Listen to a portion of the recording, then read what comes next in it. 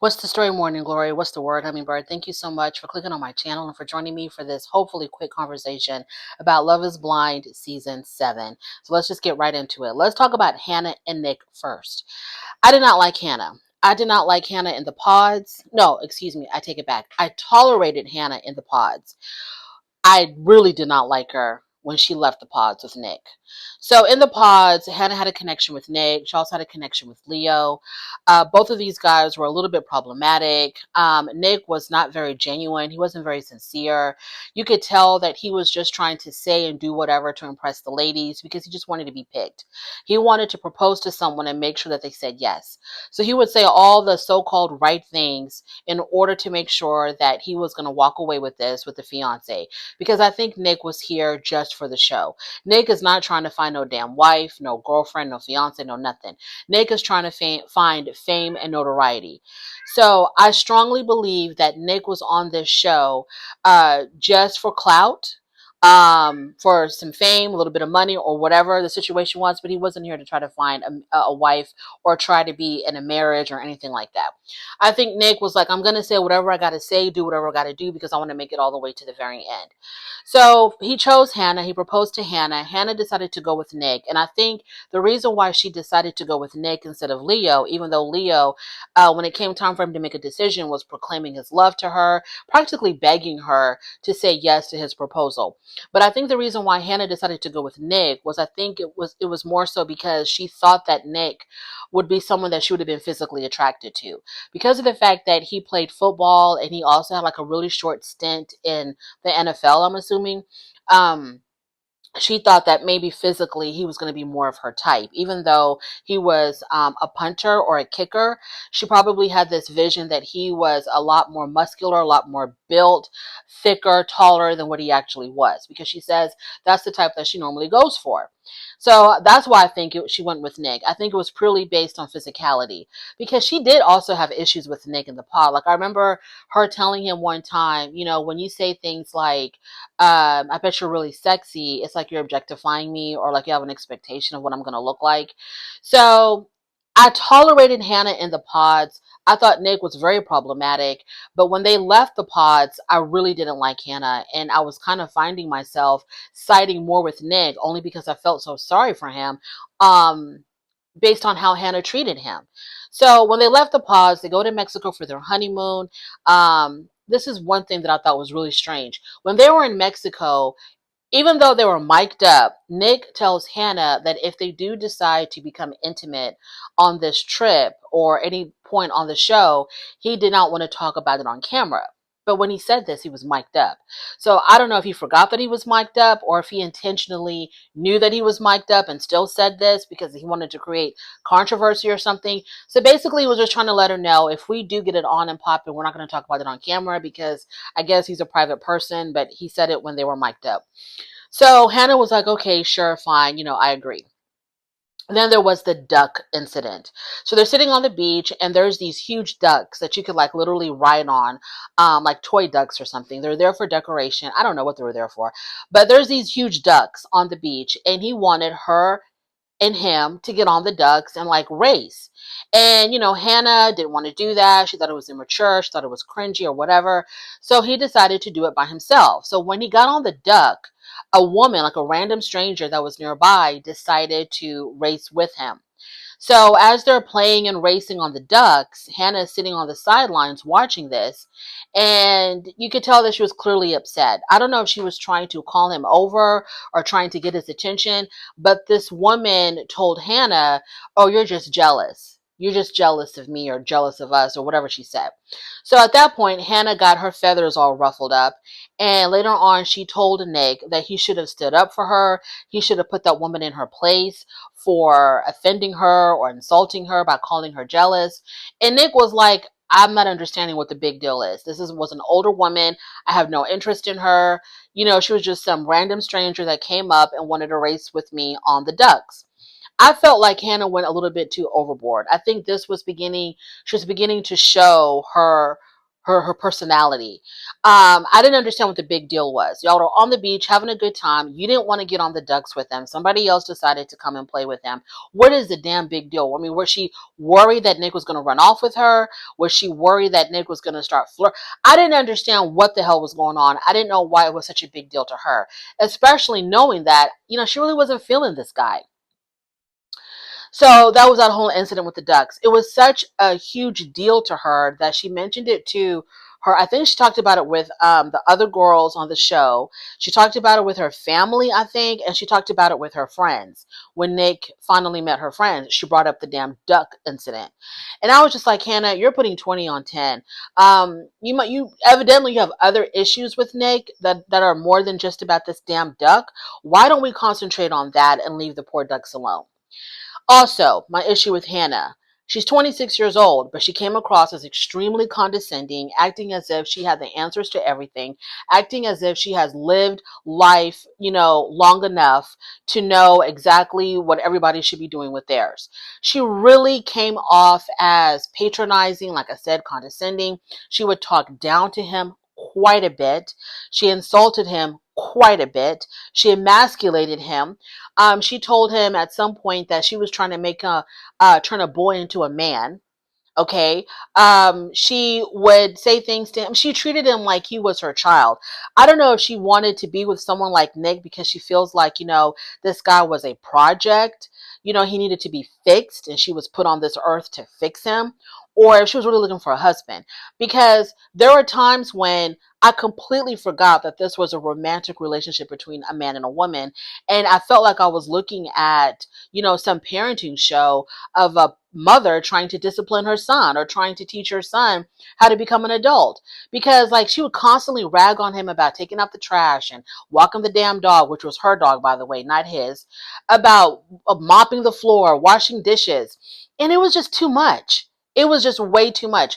If your dude or if your partner is not already where they need to be, as far as like taking care of themselves, you just don't, then they just leave them. By the time you're in your 20s, if you don't know how to clean up after yourself and how to do your own laundry and how to wash dishes, I don't have time. I can't be with somebody like that. I'm walking away. I'm not going to be up here teaching a grown adult how to watch after themselves.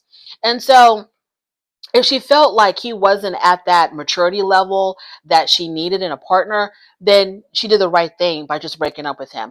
But her constantly berating him and checking on him and trying to hold him accountable for not doing his chores, it was just so silly and stupid to me. And it's like she relished playing that role of like a mother-like figure to him. And then, like, she would say to him, so did you do what you're supposed to do today? What did you do today? Did you do all the things on the checklist that I had? I'm just like, girl, are you looking for a man? Or are you looking to be someone's stepmother? So moving on from there, we get to the day where they are supposed to. Now, one good thing I can say about Hannah, when she met his parents, I like the fact that she brought gifts for his parents. Very thoughtful gifts at that. So I gave her a point for that. That was really thoughtful of her, really sweet of her. But when it came time to for them to choose their tux and their wedding gown for the wedding, they didn't show up. And evidently that was the day that Hannah had decided that she had enough of Nick and that she wanted to break up with him.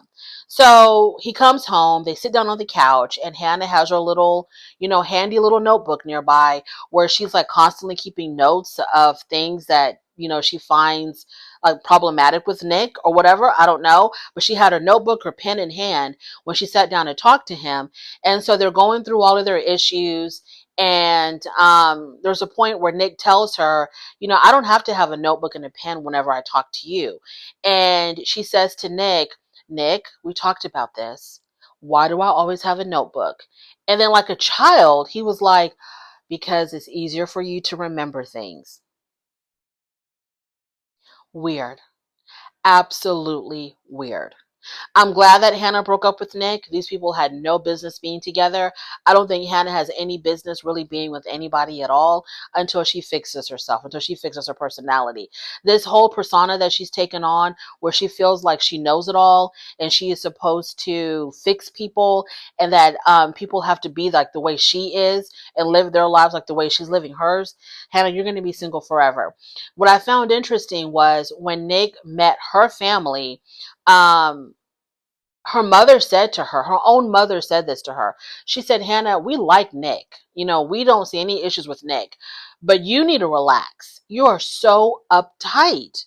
Her own mother told her this. So Hannah and Nick, I'm glad they broke up. They didn't need to be together. Hannah, you need to relax. You need to chill out. You need to let people do their own thing, live their own lives. And if it's not compatible with yours, then, do what you did with Nick. Just break up with them and walk away. Moving on to Alexandra and Tim. So when Alexandra and Tim were in the pods, it looked like they were really bonding, that they were getting really close with one another, that it looked like they were on the right path, right? So Tim talked a lot about his sisters, both of his sisters passing away, how that affected him, how that affected his parents. He talked a lot about his childhood. I remember him saying that he had a great childhood, which is refreshing to hear, because a lot of people on reality TV and whatnot talk a lot about how their childhoods were really traumatic. So he talks about how his childhood was great with his parents, his sisters. Some of his best memories stem from his childhood. And he said that he was really grateful that he did have a great childhood so he could hold on to those happy memories of when his family was whole before his sisters passed away. So he talked a lot about his sisters passing away. That would get him to start crying. It would get her to start crying. And so they bonded a lot over that. They were really serious in the pods with one another. Their relationship looked like it was going to be like it looked like their relationship was on the way of having a very strong foundation. Now, when they left the pods, as soon as they met each other, I felt like it went downhill and it wasn't going to recover as soon as they met each other, because I don't know if Tim was really nervous or if that's just his personality, but I could tell that his sense of humor was getting on her nerves early on, very early on. Alexandra, when she left the pods, she all of a sudden became kind of closed off, very reserved, very closed off, like automatically, like I felt like a wall went up as soon as they met each other. It wasn't at all like it was in the pods. Not at all. So he was trying to get her to loosen up, as soon as they met each other, around that time when he had like got down on one knee and proposed to her and all of that. And they were sitting on the bench. He was trying to get her to loosen up. He was, cracking jokes and whatnot. And she wasn't having it at all. You could tell that she was getting annoyed with it. So then when they went on their honeymoon, I was like, how is this going to work out? Because their personalities are not clicking. Their personalities are not matching at all. He's more like trying to, try to make the best of the situation, where she is very uptight and not really trying to meet him halfway and making the best of the situation. I don't know what she was expecting. I don't know. She was just so closed off. It was really hard for me to read Alexandra. So, I didn't like how when they were in Mexico on their honeymoon, or not their honeymoon, but their trip, I guess, and they had gone into a store and he wanted to get a hat. Did the hat look silly on him? Yeah, it did. But it was his hat, his money. He could do whatever he want. And she kept on like, ragging him about this damn hat, telling him that it didn't look good on him. He looked crazy wearing it. And I just didn't like how she was constantly picking on him. And I'm like, Alexandra and Tim are very similar to Hannah and Nick. As far as like when they get uncomfortable, they start bantering. They start going back and forth with this banter. But the banter is like borderline hurtful, borderline insulting. And I understand that it's just jokes and maybe they're just really nervous around each other. But at a certain point, it's like, can y'all have a real conversation instead of this constant bantering, kind of like slick insulting each other? Can y'all have like an actual conversation with one another? And I felt like Alexandra and Tim really struggled with communication. Now, all of a sudden, It was the night of the first get together in Mexico where all the couples got together. It was that night. So it seemed like Alexandra and Tim were fine as those two could possibly be with one another.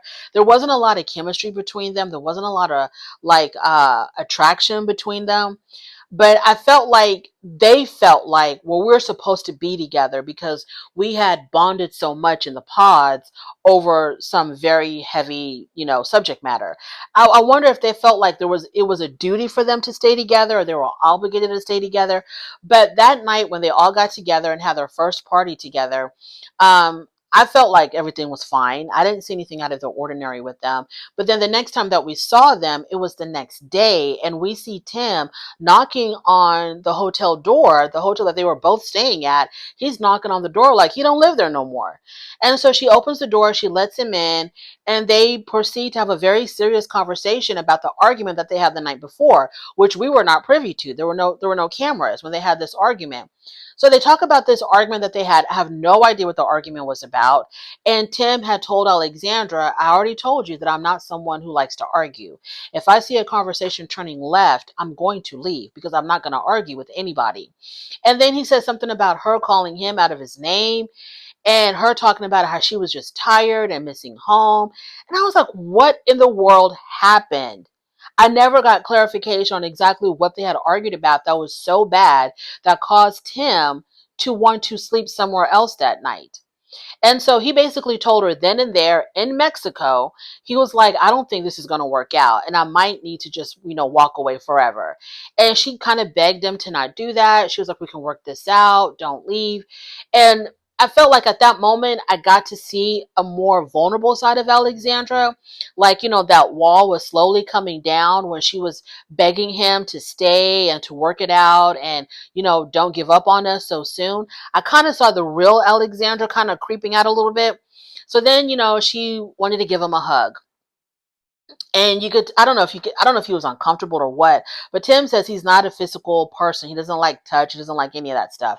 So she kind of like, she gave him a hug, and I was like, okay, we're on the path to, working things out. We're still going to stay together. This is good. Now, when they went to go see each other's apartments, his apartment was really nice. She said that it was very masculine. It was neat. It was orderly. Then when they went to go see her apartment, I was like, girl, what is going on? Her apartment was a literal pigsty.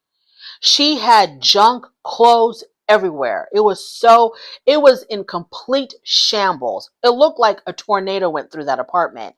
And then when she opened up her closet, and it was just clothes piled on top of each other on the floor. Everything was everywhere. Her bed wasn't made. She had junk on her bed. And I don't know, she was trying to explain why her apartment was looking like that. And I was like, girl, no, no, no, no, no, no. There's no excuse for your apartment to look like that, knowing that you're going to have someone come see your apartment and there was going to be a whole camera crew coming. I'm pretty sure the show gives them a schedule of what they're going to be doing on what particular days. And she knew what day the crew was going to show up to film in her apartment.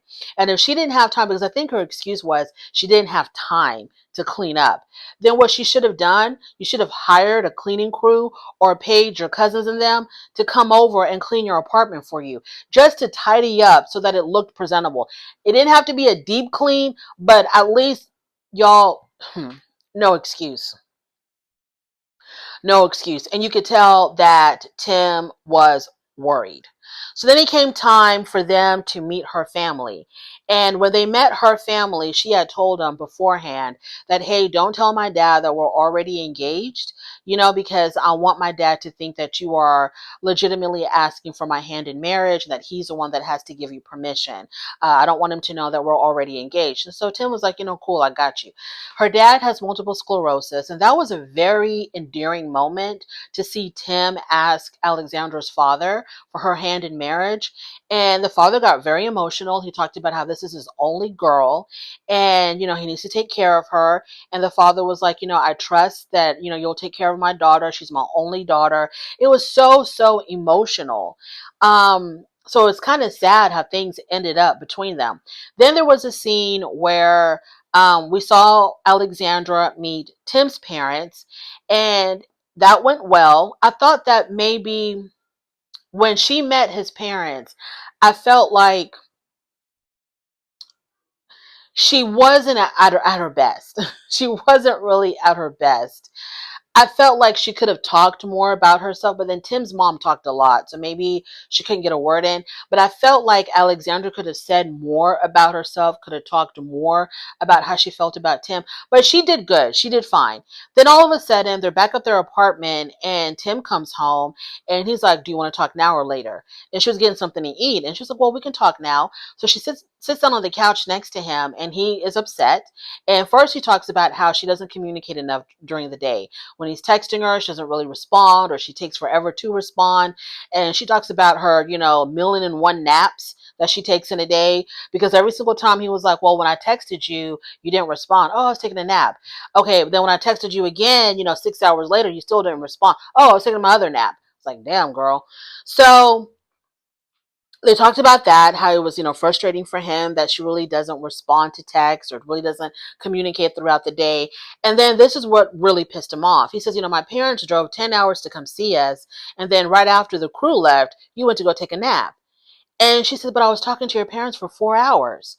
And he was like, "It took a lot for them to come up here and see us. And then all of a sudden you disappeared." And, she was like, I thought it was weird that while your fiance's parents are there to visit you, that you felt like it was okay to take a nap. I thought that was kind of strange. And I thought that that was a little bit unacceptable, because you got time to sleep at night. You can sleep at night. I don't know. I just thought that I was kind of like on Tim's side about that. It took him a long time to come up there. He said like 10 hours for them to get there. And yes, you talked to them for 4 hours. I understand. But I feel like if your guests, especially the parents of my fiance, if they're still up and they still want to talk or whatever, I'm going to stay up and talk. They're not here to live with us. It's not like this is going to be like an everyday thing. It's just this one time that, they're making an effort to try to get to know me better as someone who's going to be marrying their son. So if they want to stay up for 8 hours and talk, I'm going to stay up for 8 hours and talk. I'm going to sacrifice my naps to make a good impression for my in-laws. But Alexander was like, "Hey, when the girl gets sleepy, I got to go take a nap. I'm sorry." And he didn't like that at all. Then he talked about how he had to buy all the food for the time when they went to go visit her family. He says, "I bought the food, I grilled the food, but then um, when it came time to clean up, you didn't even help me clean up." And I think Alexandra was like, "Well, why don't you just communicate that to me? Why don't you just tell me, hey, come help me clean up?" And Tim was like, "I shouldn't have to tell you." And then he was like, "If I have to tell you to do certain things, then maybe you're just not the wife for me." Y'all, he put on his hat, his jacket, picked up his phone, his wallet, and he left. And that was the end of Alexandra and Tim. And I think that was a good call.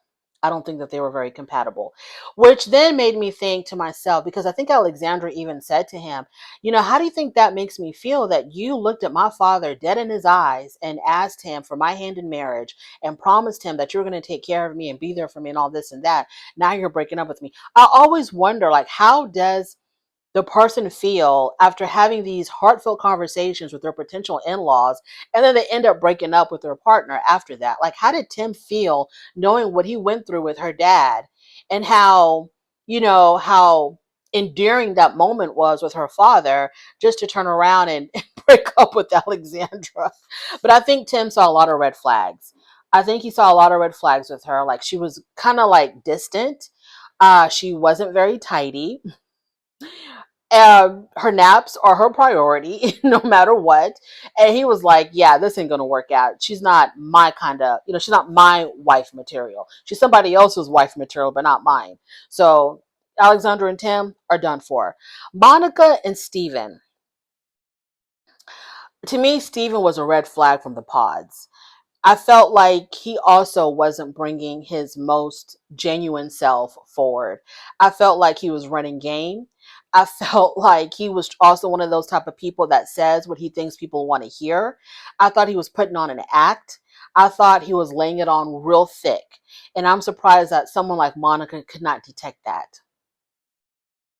I'm really surprised that she didn't detect that from the pods. He did not come across as genuine at all to me.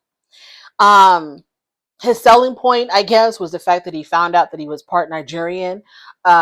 He's got like a little bit of Nigerian blood or whatever. That was his selling point. And he talked about how he really embraced that part of himself, and he was reading books on Nigerian culture and whatnot.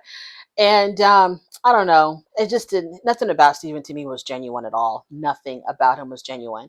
So one of her issues with Steven was that he talked a lot. He talks way too much, doesn't let anybody else speak. Another issue between them was the fact that I think Monica felt like she was really doing him a favor by wanting to be with him, because Monica is used to a certain type of man, who's got a certain type of bank account, a certain type of financial status, or whatnot. And he definitely was not that.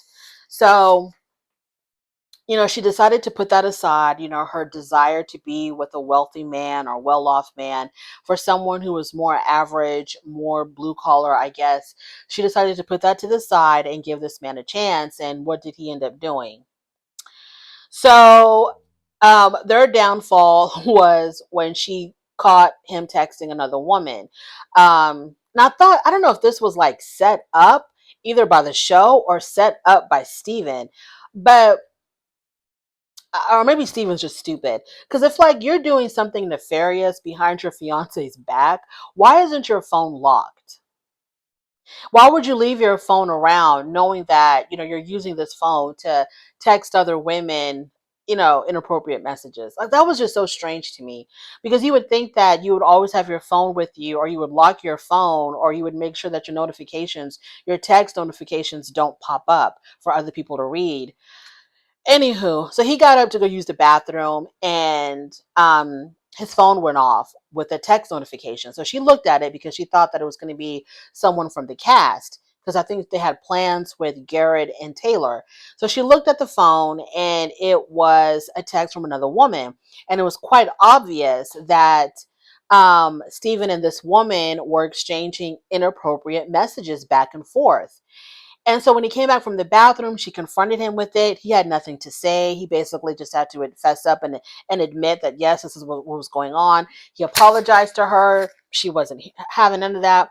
So he was like, when she started to cry, he was like, okay, I'm out of here. I'm out of here. So yeah, he got up and he left. But Monica and Steven to me did not look like a good match at all. I don't know why Monica said yes to him. I just can't believe that Monica couldn't see through the BS while they were still in the pods. Because I thought that Steven was just laying it on so thick. He was so much like Nick to me. Like he was just there for clout. And then when he had told Taylor that really inappropriate thing, when they were all out in Mexico, and all the couples had gotten together, and Steven started talking and talking and talking and talking, and all the ladies left except for Taylor. And he said something. He says, because he was on this show, he said that he expected his DMs to blow up with a lot of women wanting to do certain favors for him, certain sexual favors for him. And I was like, who says that? Like, what's wrong with you? So right there, told me that this guy is just here for notoriety. He's not here looking for no damn wife. He was a joke. He was a big time joke. I just don't understand how Monica didn't see it. Moving on to Britney and Leo. Britney and Leo, to me, they're both fake. Their interactions were fake. There was nothing genuine about neither one of them. So when he proposed to her and she said yes, and then when they saw each other, that whole encounter was uncomfortable to watch, because Leo was just, they were sitting down on the couch after the proposal. They're sitting down on the couch, and he did not give her room to breathe. He was like all over her. His hands was in her hair. He was like, I don't know how he was trying to position her body, like to be close to him. He practically wanted her to sit on his lap, and she just wanted at least 3 inches of space between them. She was like, give me room to breathe and leave my damn hair alone. But he kept on running his fingers through her hair, messing up her hairdo. The more she would scoot back, the more he would scoot closer to her. It was really uncomfortable. Like, what are you trying to do, Leo? What are you doing, Leo? And so then she says to him, And you can tell that she wasn't attracted to him. He thought that he hit the jackpot when he saw her because she was small, she was petite, blonde, she was pretty. And so he thought he hit the jackpot. So she tells him that she didn't want to go to Mexico with the rest of the cast. She wanted to go to Miami. I was like, what? What's happening here? Why do you want to go to Miami instead of Mexico? None of that was explained. I have questions, y'all. None of that was explained. Why obviously she didn't see it for her and Leo. Obviously. What the hell was going on in Miami that she felt like she had to get to ASAP with him? Why couldn't she just end it right then and there? Why couldn't she just say, yeah, I don't think it's going to work out, or go to Mexico and then break up with him in Mexico? Like, I didn't understand why she said, let's go to Miami. And then, of course, the show puts up a blurb that said that they did not go to Mexico. They went to Miami, and then they called off the engagement a few weeks later. What happened in Miami? What was going on? I completely missed that. So we didn't see them anymore after their proposal. Moving on to Marissa and Ramsey. Okay, so Melissa and Ramses. No, Ramses. Ramses? I think it's Ramses. Well, Marissa and Ramses. In the pods, I was rooting for them hard. I was rooting for Marissa and Ramses really, really hard because I thought that personality wise, aesthetic wise, I thought that they were really good together. I thought they were probably the best couple.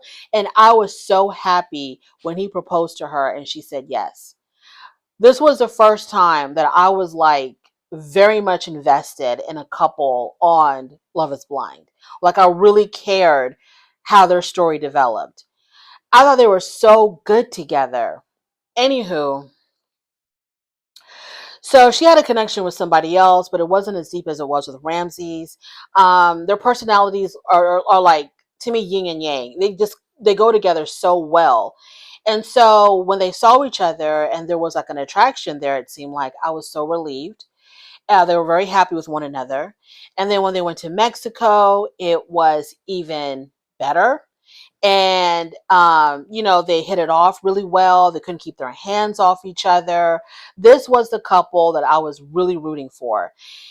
Now, it kind of started going south when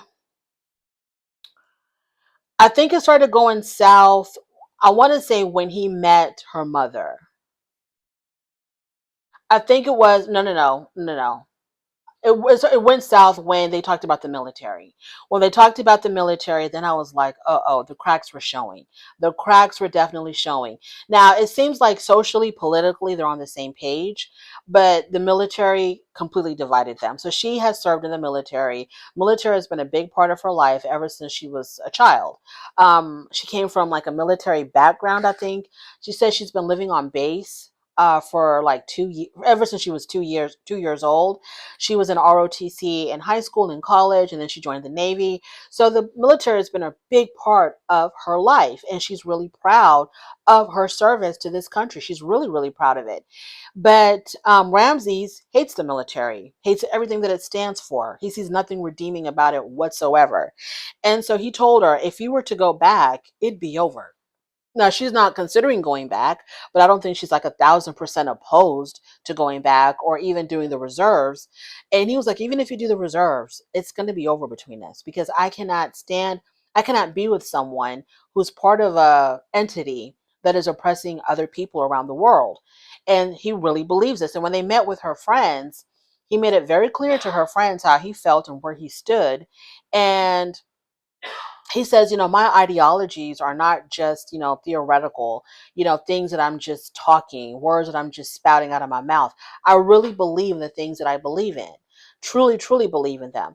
And so when I say that I'm against the military and the US government doing this, that, and the third, I mean it. And I'm not standing for it. I don't think she's a bad person, because she is in the military and she enjoys the military. I'm not saying she's a bad person, but I'm just not, I can't be associated with any of that.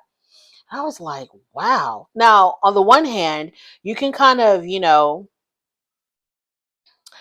you can kind of be impressed with someone that has that much conviction in what they believe, because a lot of the times people will say, I believe in this and I believe in that, but they don't follow it up with any type of conviction or any type of action. He does. He's willing to leave the woman that he loves because of the fact that she's part of an entity that he does not agree with. So you could tell that it hurt her, that she felt some kind of way about the fact that he hates something that she has devoted her life to, or a big part of her life. Um, and she struggles with it too. You know, she kind of struggles with the whole military thing too. But overall, she's proud of what she's accomplished in the military. So that was when I was like, okay, I'm kind of seeing some issues here, you know.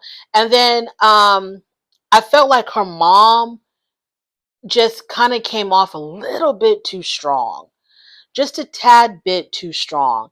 Um, but then again, Marissa stood up to her mom. She was like, Mom, I really don't care what you think. I'm going to do what I want to do. If I want to be with him, I'm going to be with him, and that's it. Her siblings liked him. He seemed to really blend in well with her family, apart from her mother, but he did seem to blend in really well with her family. And her siblings even said that out of all the people that she dated, Ramses was probably the best.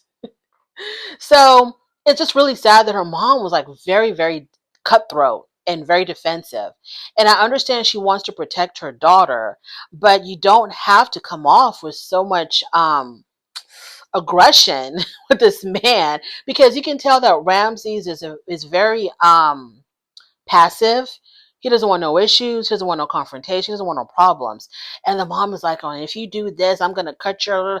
And I was just like, Mom, relax, please. So then they have a conversation about children. And this was an interesting conversation. So initially, when they were still in the pods, their plan was to wait 3 to 5 years before they start having children. Well, now, Marissa tells him that I don't think I can wait 3 to 5 because of my age. So let's do it like within 1 year or something. And he was like, no, 1 year is just way too soon. Can we do 2 to 3? So I think she agreed to that. So then she says, but in the meantime, I'm not going to be on birth control because it really messes up my body. So I'd rather not be on any kind of birth control. And he was like, well, I don't want to wear a condom. And she's like, well, I don't want to take birth control. And so I don't know what they're going to decide to do, but she's basically letting him know, like, the ball is in your court now, because I'm telling you that I'm not going to be on birth control, and I'm telling you that I don't have a problem starting a family sooner than later. So if we end up pregnant, it's all good with me. I have nothing to lose either way. Whether we have a kid earlier than expected or we have a kid later, it's all good to me. So you're the one that has to make the decision of what you want to do with your body. So hopefully he's going to make the right decision, and go get some condoms if you don't want to have a baby soon, Ramses. So I don't know what they decided to do on that. Now, they also had an issue with intimacy because they had a conversation about Ramses. Ramses told her that I guess she wasn't in the mood, and he was worried that this was going to be a pattern for her. And I'm like, how can you think this is going to be a pattern for her when y'all been together barely a month? Why would you think this is a pattern for her? It's okay if she's not in the mood sometimes, and she doesn't have to have an excuse. She doesn't have to say she's PMSing or she's tired from work or whatever. She can just be like, not tonight, and you can just leave it at that. So that conversation got really tense when he was like, I'm kind of worried that this is how you're going to be. And I didn't understand why he felt like this one incident, or even if it was 3, 4, 5 incidences, that it was going to become like a pattern for the rest of their relationship, especially when she has expressed a lot of attraction for him. She can't keep her hands off this man. So I don't know. I don't know. Now, one thing that I can say about Marissa that bothers me, that I feel like might also bother him, she's very type A. And her delivery sometimes is a little bit abrasive, a lot like her mom, I guess. So when they were in the boat spa thing, not spa, boat jacuzzi thing. She was asking him about things that they were going to do for the wedding. And she says, well, I'm going to get a gift for your mom. And are you going to get a gift for mine? And he was like, well, I didn't know we were giving gifts. And the last time we talked, we were going to do something different. And she's like, well, why wouldn't you want to give a gift to my mom? And he's like, I didn't even think of it. And then she was like, well, how could you not think of it? And she goes, I can't think of everything for you. I can't do everything for you. I can't tell you what to do, with every little thing because I have a lot on my plate. I'm in law school. I'm working. I'm planning the wedding. I need you to, I need you to think for yourself once in a while. I need you. And it's like, girl, I don't think a man's mind is programmed like ours when it comes to things like wedding planning. Okay, we're thinking of all the little details, and it's not a thing for us to do that. But for him, I don't think his brain is working like that. To think of the gift and to think of the napkins and the silverware and the plates and how what little shape you want your napkins in. I don't think their minds operate like that. So I felt like she was a little bit too much for him. I think she laid it on him a little bit too hard. She should have been a little bit more understanding. And plus, he told her things are constantly changing. You said you wanted this, but now you want that, but you never told me that you wanted that because I thought we were still doing this. And for her to kind of be like, well, I need you to do your part, and I shouldn't have to tell you to do every little thing. I was like, no, Marissa, relax, please, show some grace. Show some grace. But then again, he did say that he wanted to be involved with the wedding. He wanted to be just as involved as she was. So maybe he needs to step up. I don't know. But I thought that was a little bit problematic. And you can kind of tell that it was kind of like bothering him. And I think later on, they had a conversation. It looked like he might be having second thoughts about getting married. I don't know. I forgot how that conversation went. But let's move on to Ashley and Tyler. Ashley and Tyler,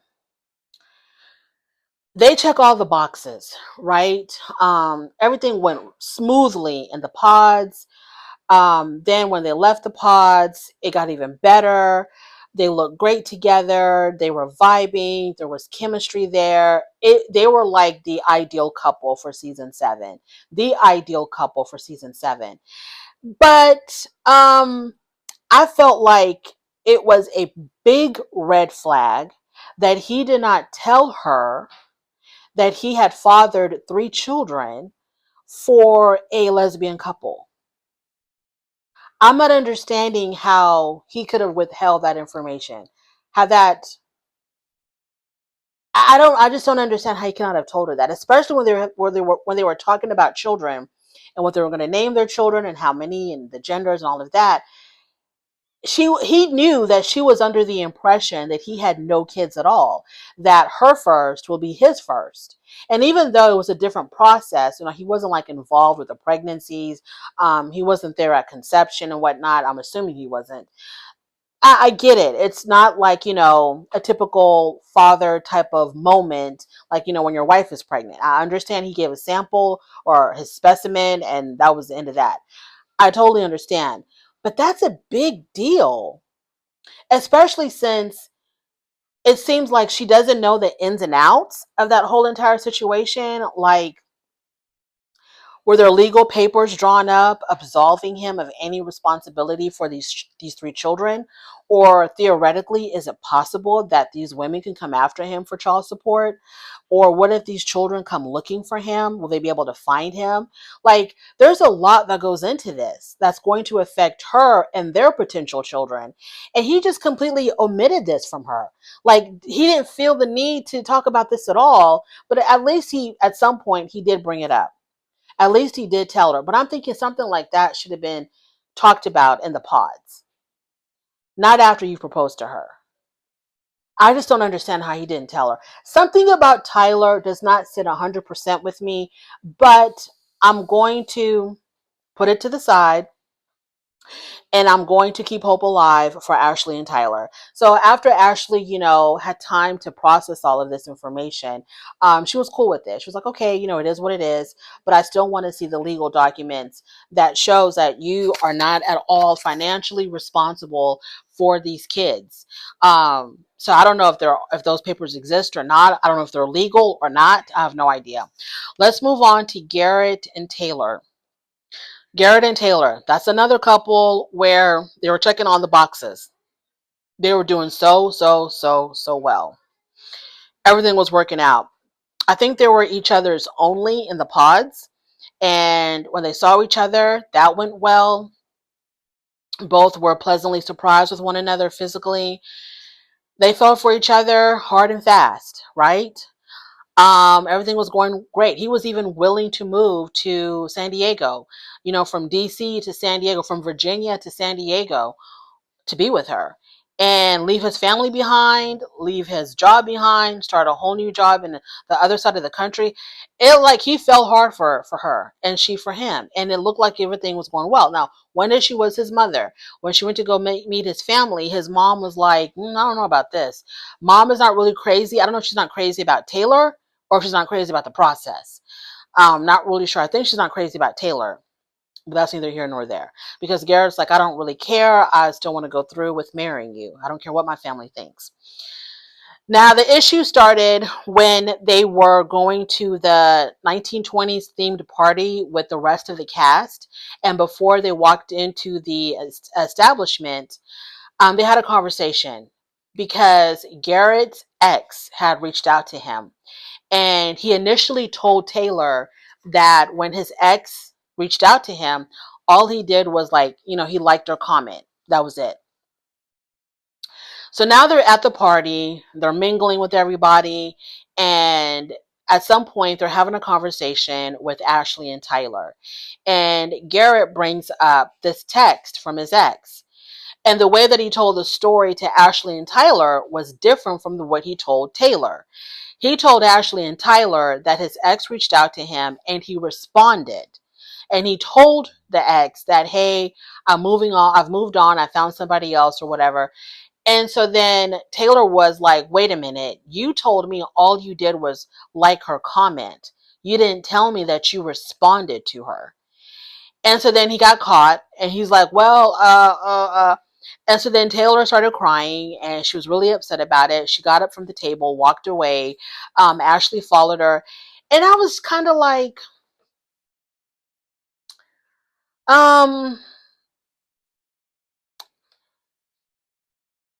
I didn't know how to take that. I didn't know how to take that whole incident because number one, Garrett, if you did communicate with the ex, if you responded to her, you texted her back. Why didn't you just why didn't you just tell Taylor that? Like, hey, look, my ex texted me and I just told her that I'm with you now and we're getting married and, I'm moving on. Why didn't you just tell her that? Why did you minimize exactly what you did? Why did you do that? But then Taylor, on the other hand, her completely breaking down like that, I thought that was a little bit too much. But then again, she's been cheated on. So the whole infidelity thing, she's very sensitive about that.